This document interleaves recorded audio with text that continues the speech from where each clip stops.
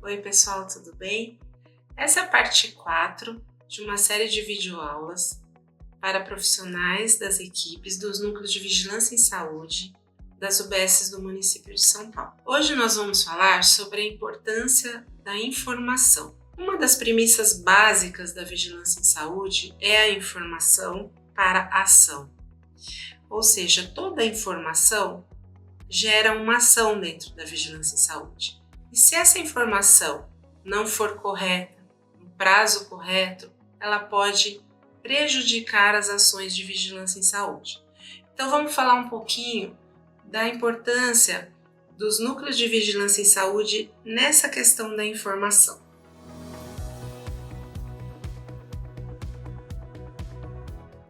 Quais são as fontes de informação que são úteis para as ações de vigilância em saúde na atenção básica? As informações provenientes dos censos, dos inquéritos, das estatísticas vitais como mortalidade e nascidos vivos, as informações trazidas dos ACS, dos agentes de promoção ambiental, das visitas domiciliares, o relatório do diagnóstico socioambiental do PAVES, as informações da vacinação, da cobertura vacinal, as informações provenientes de atendimentos de triagens, campanhas, dos cadastros das equipes e da notificação compulsória também.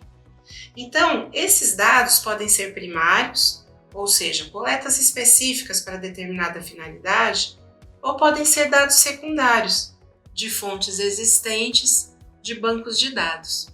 E agora nós vamos ver num slide que reflete até a complexidade dessa questão dos sistemas de informação em saúde e que são de interesse da vigilância na atenção básica.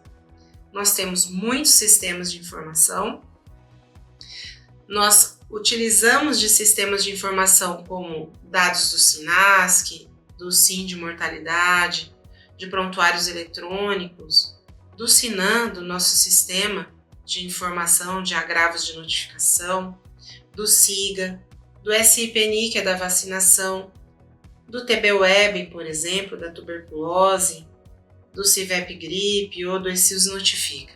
Então, são muitos sistemas de informação que são importantes para as ações de vigilância. Os núcleos de vigilância em saúde têm muita responsabilidade sobre a qualidade e o prazo das informações. Então, a completude da informação e prazo de envios para as UVs são de suma importância para a vigilância. Dados que parecem irrelevantes, como por exemplo o CEP de residência daquele usuário. Então são informações que podem impedir uma ação oportuna de vigilância, por exemplo, controle de vetor, vacinação, medicação de contatos, ação de proteção, como por exemplo nos casos de violência, ação de busca de contatos, como de tuberculose, hepatite, hanseníase, dentre outros. No documento norteador do NUVIS, estão previstas duas funções específicas relacionadas à informação.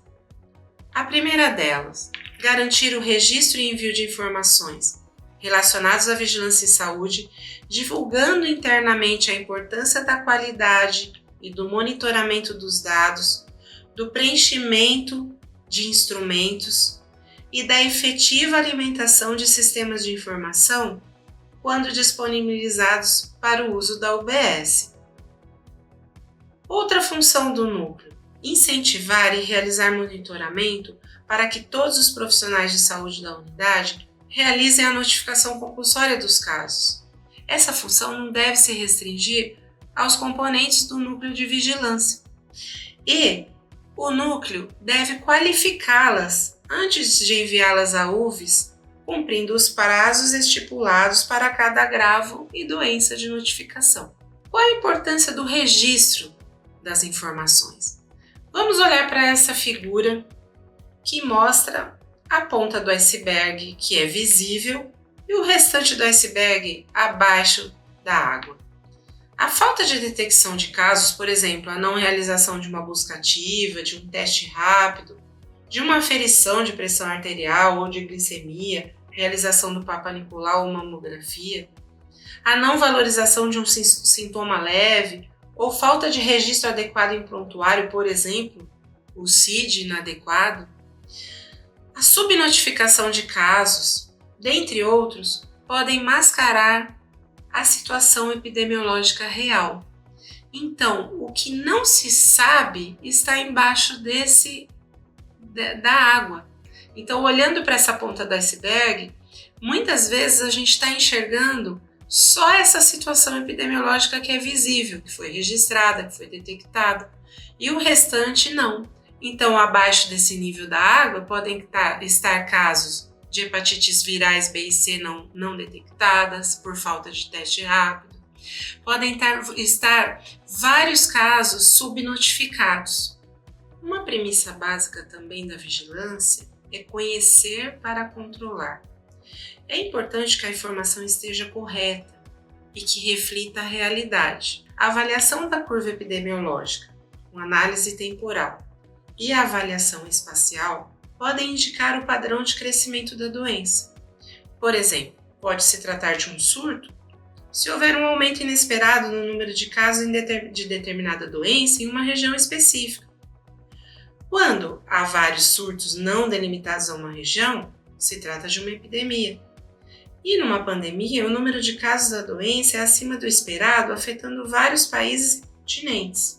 Vamos falar um pouco sobre o fluxo de notificação compulsória, daquelas informações que são provenientes das unidades de atendimento. Vocês sabem que a lista de notificação compulsória está publicada na Portaria de Consolidação número 4 de 2017.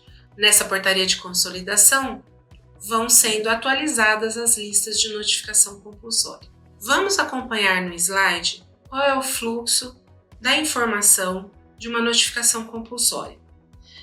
No município de São Paulo, especificamente, as unidades de atendimento, através dos seus núcleos de vigilância, notificam a UVS de referência daquela unidade de atendimento. Essa informação da UVS de atendimento precisa passar para a UVS de residência do usuário, da pessoa que foi notificada.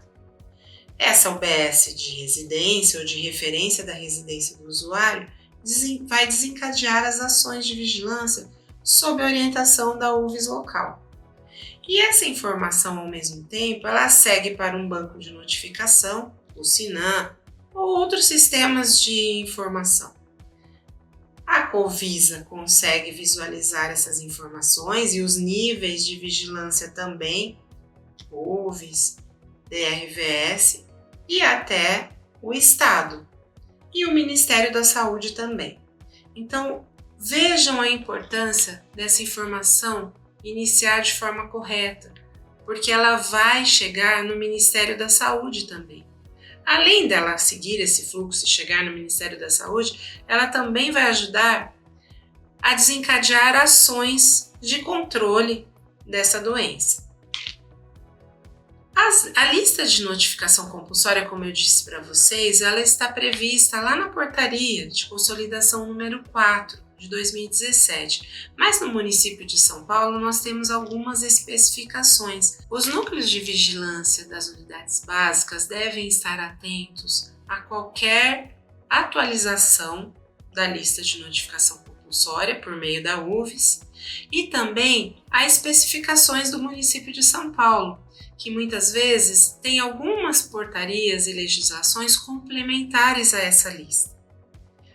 Então, por exemplo, a notificação de dengue e febre chikungunya no município de São Paulo é notificação em 24 horas, isso é uma especificidade do município.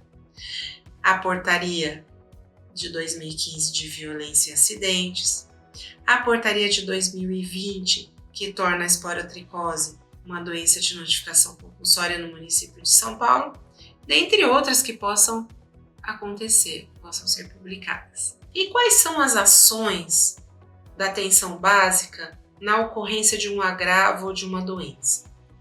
A UBS de referência participa do processo de investigação e de vigilância sob orientação da DRVS e da UVS.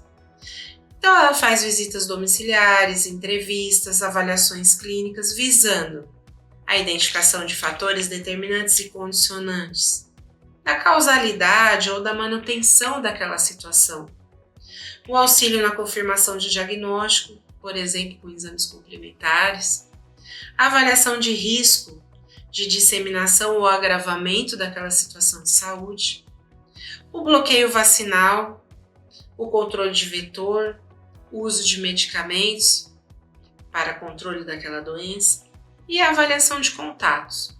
No documento norteador dos NUVs, estão previstas algumas ações relacionadas a essa investigação. Monitorar e articular a execução da investigação de casos e surtos, com visita domiciliar ou institucional, quando necessário, juntamente com as equipes da unidade e UVs do seu território, dando ciência à STS, a sua supervisão técnica, e também auxiliar na viabilização de coletas de exames para a confirmação diagnóstica das doenças de notificação compulsória e demais doenças e agravos de interesse em saúde pública, incluindo os casos que realizam teste rápido e necessitam de retorno para a investigação. Como é o trabalho de cooperação e interação das instâncias de vigilância em saúde? Nós temos aqui uma figura que retrata a análise individual e a análise coletiva. Vamos pensar um pouco nessa cooperação entre as instâncias de vigilância. Vejam aqui, a investigação da UBS, com dados de visita domiciliar, resultados de exame, avaliação de contatos ou avaliação do próprio contexto de ocorrência daquele agravo ou daquela doença, como por exemplo fatores sociais e ambientais, são enviados para o nível de unidade de vigilância UVS ou IDRVS e contribuem muito para a atualização de protocolos, fluxos, definição de prioridades, a necessidade de insumos. Por outro lado, as informações condensadas e analisadas por Covisa, pela CAB, pela Coordenadoria, Supervisão e UVS, e repasse de dados para o UBS contribuem para que o UBS compreenda melhor aquela questão que está ocorrendo no indivíduo e também para planejamento de ações na unidade visando o coletivo. Então essa é uma troca que nós vamos até discutir em uma próxima videoaula, porque a unidade básica deve olhar tanto para o individual como para o coletivo, e essa troca de informações contribui para isso. Para finalizar, vamos ver o passo a passo dessa informação.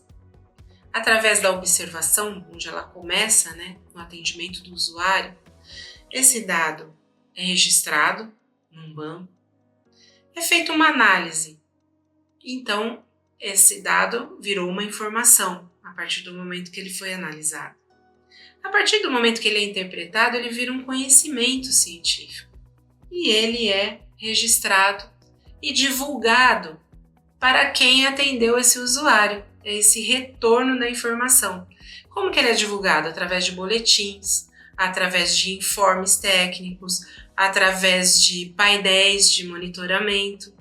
Essa é a saúde pública baseada em evidências, ou seja, esse é o ciclo que deve existir da informação. Se esse ciclo se iniciar errado, na observação, no registro do dado ou em qualquer fase desse processo, a informação que vai ser gerada para um boletim pode ter um viés, pode ser inadequada e pode não dar a informação suficiente para que aquele que está atendendo e que está lá na ponta gerando a informação possa modificar suas ações e possa repensar o território.